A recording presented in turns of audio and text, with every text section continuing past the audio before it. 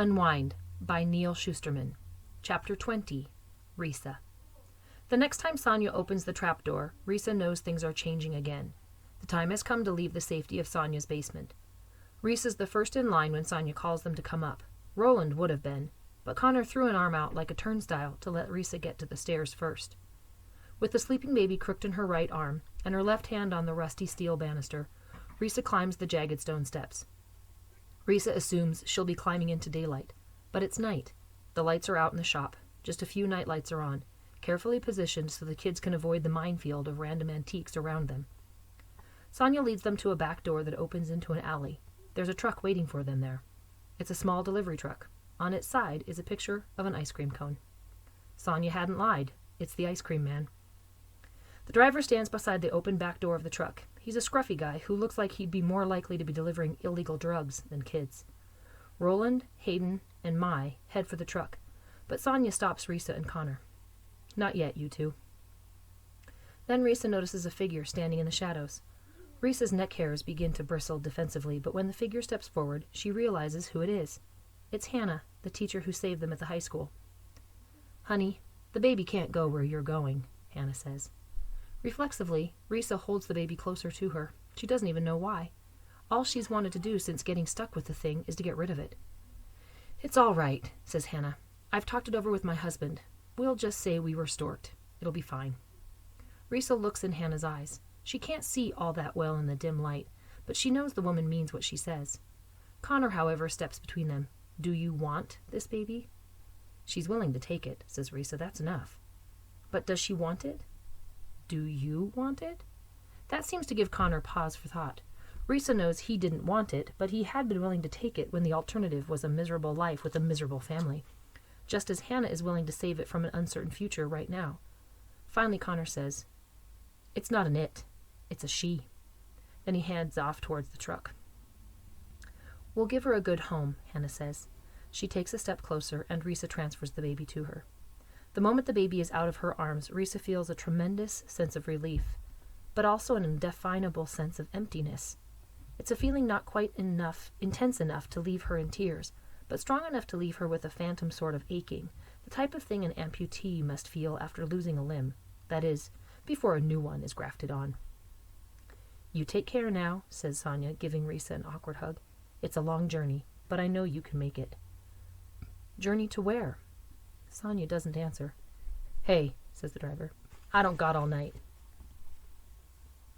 Risa says goodbye to Sonia, nods to Hannah, and turns to join Connor, who's waiting for her at the back of the truck. As Risa leaves, the baby starts to cry, but she doesn't look back. She's surprised to find about a dozen other kids in the truck, all distrustful and scared. Roland's still the biggest, and he solidifies his position by making another kid move, even though there's plenty of other places to sit. The delivery truck is a hard, cold metal box. It once had a refrigeration unit to keep the ice cream cold, but that's gone along with the ice cream. Still, it's freezing in there, and it smells of spoiled dairy. The driver closes and locks the back doors, sealing out the sound of the baby, who Risa can still hear crying.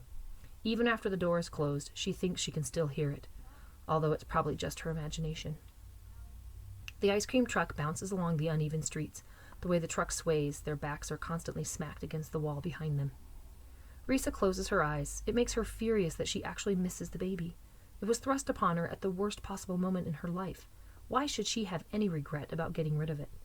She thinks about the days before the Heartland War, when unwanted babies could just be unwanted pregnancies quickly made to go away.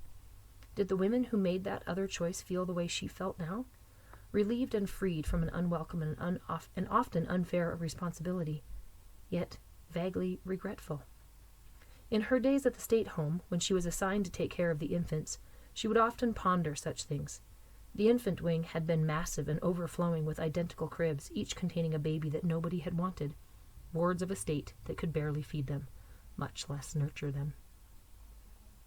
"You can't change laws without first changing human nature," one of the nurses often said as she looked out over the crowd of crying infants. Her name was Greta. Whenever she said something like that, there was always another nurse within earshot who was far more accepting of the system and would counter with, "You can't change human nature without first changing the law." Nurse Greta wouldn't argue. She'd just grunt and walk away. Which was worse, Risa often wondered, to have tens of thousands of babies that no one wanted, or to silently make them go away before they were even born. On different days, Risa had different answers. Nurse Greta was old enough to remember the days before the war, but she rarely spoke of them. All her attention was given to her job, which was a formidable one since there was only one nurse for every 50 babies. In a place like this, you have to practice triage, she told Risa, referring to, in an emergency, a nurse had to choose which patients would get medical attention. Love the ones you can, Nurse Greta told her. Pray for the rest. Risa took the advice to heart and selected a handful of her favorites to give extra attention. These were the ones Risa named herself, instead of letting the randomizing computer name them. Risa liked to think she had been named by a human being instead of by a computer. After all, her name wasn't all that common. It's short for Sonrisa, a Hispanic kid once told her. That's Spanish for smile. Risa didn't know if she had any Hispanic blood in her, but she liked to think she did. It connected her to her name. "What are you thinking about?" Connor asks, tearing her out of her thoughts and bringing her back to the uneasy reality around them. "None of your business." Connor doesn't look at her. He seems to be focusing on a big rust spot on the wall, thinking. "You okay about the baby?" he asks. "Of course." Her tone is intentionally indignant, as if the question itself offended her. "Hannah will give her a good home," Connor says. "Better than us, that's for sure, and better than that beady-eyed cow who got storked." He hesitates for a moment, then says, "Taking that baby was a massive screw-up, I know, but it ended okay for us, right? And it's definitely ended better for the baby." "Don't screw up like that again," is all Risa says. Roland, sitting toward the front, turns to the driver and asks, "Where are we going?" "You're asking the wrong guy," the driver says. "They give me an address, I go there, I look the other way, and I get paid." "This is how it works," said another kid who had already been in the truck when it arrived at Sonia's. "We get shuffled around, one safe house for a few days, then another. Each one is a little bit closer to where we're going."